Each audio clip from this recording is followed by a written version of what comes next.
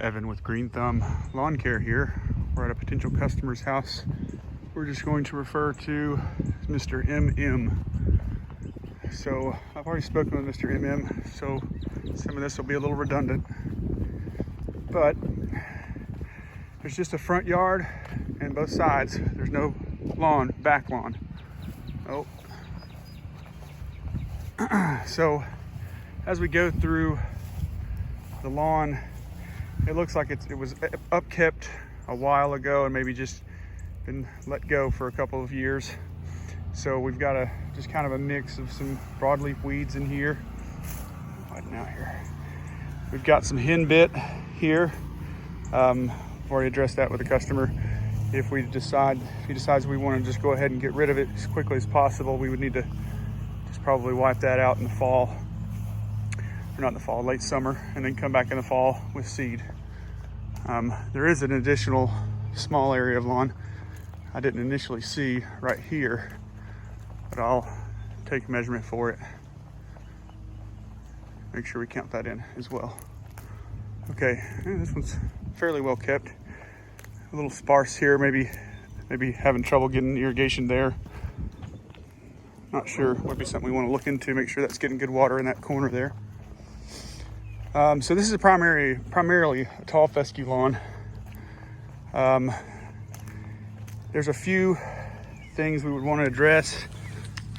So right here, this stuff, you see these little seed heads here. There's not a lot of this, just a little area right there that I've seen so far. A little bit along the margins, out by the roadside. That's Poa annua, and it's an annual, but it is a grass, and it's kind of similar to the Poa trivialis issue that we can't selectively take it out, but the answer is actually fairly easy. If we could just bag and mow and bag, or ask your mowers to mow and bag just one good time out here, you'll pick up the majority of the seeds and remove the plants that way. Keep them from coming back next year. We may have to do that again once next winter when they're more actively growing and dropping seeds, but it works pretty well if we get it at the right time, and we would let you know when that is. But it basically, probably 1st of March, something like that, just depending on the weather for that year. So we get over here in the front circle, we just got some different broadleaf weeds. See a little bit of henbit, some chickweed, and of course the areas out by the street, they've probably got the most damage from this neglect this lawn has had. The thing that happens here is you got heat on both sides of the sidewalk and the road, so it'll bake fescue out of this pretty quickly. So when we get the irrigation system running, if we could just make sure that those areas are being irrigated as well, so that way we can keep grass growing in there instead of letting it get baked out. We've got some clover over here on the side. We're on the side of the house now. And here's a big patch of clover here. This is the only tough weed I've seen yet. Walk around to the side. We got some more henbit here. Henbit as well. And it's just kind of dappled throughout. So if we really wanted to just wipe it out one good time, it may end up being a pretty big kill off. But we can also just leave it and try to crowd it out. And this side over here, there's less and less fescue the further down you go. So I'm wondering again if this is a case of irrigation issues, where maybe it's not getting enough irrigation for this area, for the square footage that's over here.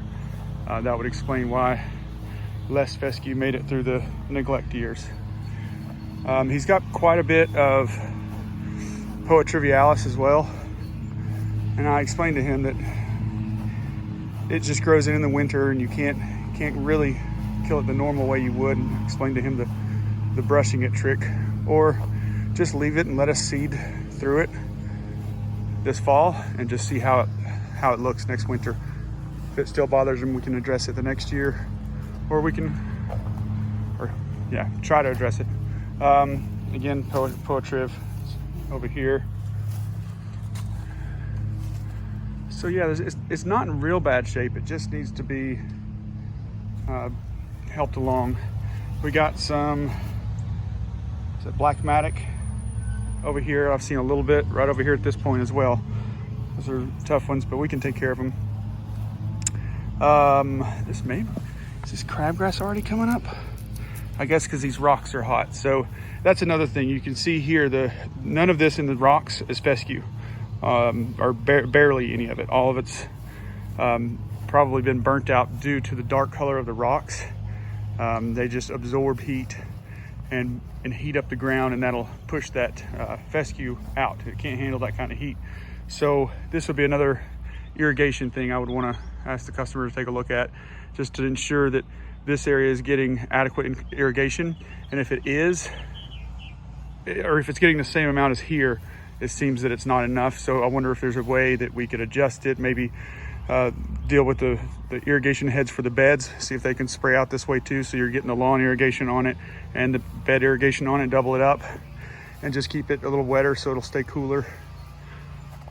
Clover, black matic. Yeah, that's pretty much it. And then, you know, there's no telling what other weeds could be under here that are waiting to come out for the summer. So we'll just have to see what that is, but we'll jump that hurdle when we get to it and take care of them as they come out. So yeah, this is a potential for a very beautiful lawn here, and we could definitely give it its best chance at being the beautiful lawn that it is trying to be. So, all right, well, we'd love to help you out, and just let us know what you think. Evan with Green Thumb out.